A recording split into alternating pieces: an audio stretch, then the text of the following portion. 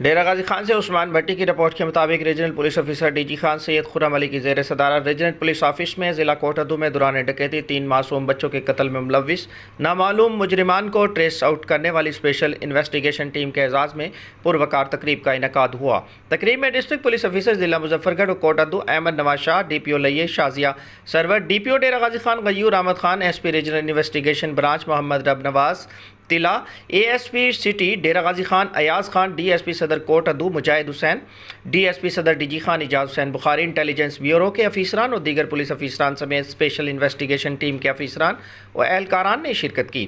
region police office سید خرم علی نے نامعلوم مجرمان کو ٹریس آؤٹ کرنے پر اسپیشل انویسٹیگیشن ٹیم کے جملہ افیسران اور جوانوں کو شاباش دی